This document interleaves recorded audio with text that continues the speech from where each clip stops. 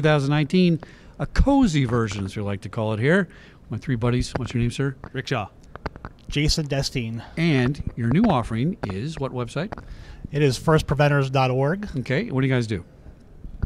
Well, first preventers, we got a lot of first responders out there. That's right. Yeah. Which is good.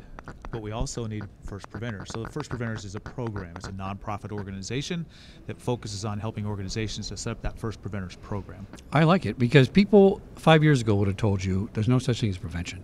And I always thought that was a bunch of baloney in the first place, by the way. Right. How much closer are we getting to prevention, actual real prevention? I know we're never going to get there 100%, but we're getting a lot closer, aren't we?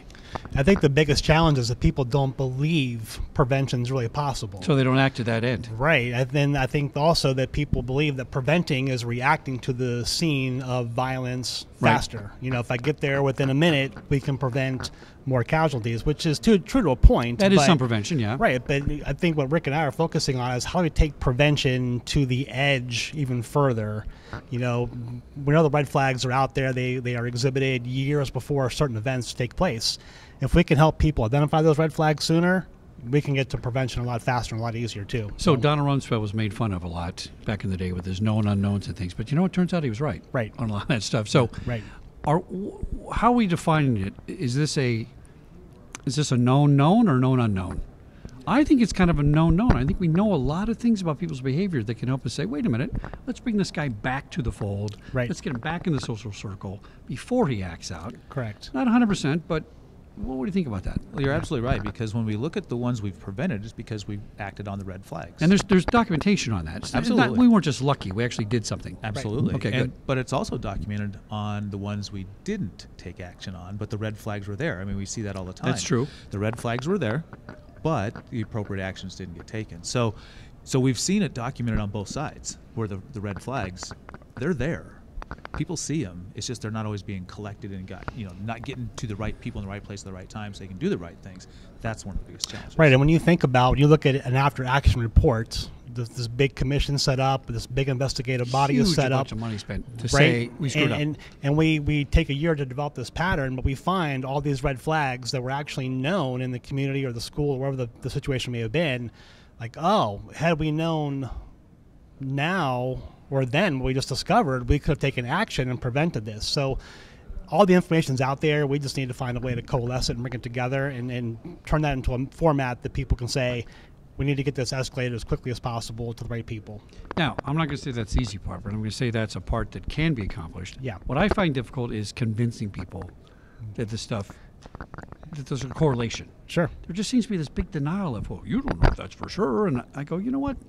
We do kind of know. You know when your spouse is pissed off about something. Right. And you know if you do something, you're going to get a reaction out of that. Right. And there's really not too much difference between that in human behavior and the guy that you isolate, the guy that you bully.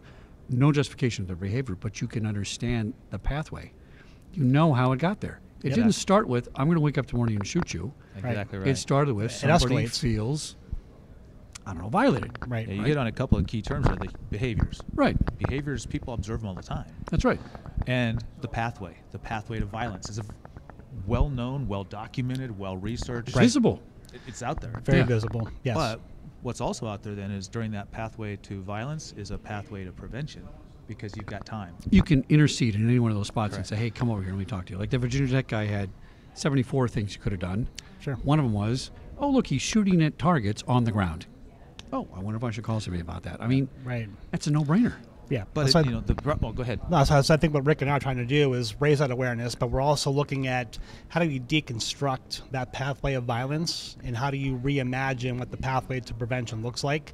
And so we're doing our best to help raise that awareness through First Preventers, but through our, just speaking anywhere we can speak, and people listen to us and say, you know what, prevention might actually be possible. Let me see what this looks like for us. You know what the challenge I find is? So anybody that acts out and kills somebody has to emotionally disconnect from you. Mm-hmm. Right? You might kill your spouse in a rage. That's a different thing. That's something almost nobody can prevent. But the guy that slowly plans your demise, right? He's been planning it for a long time, right?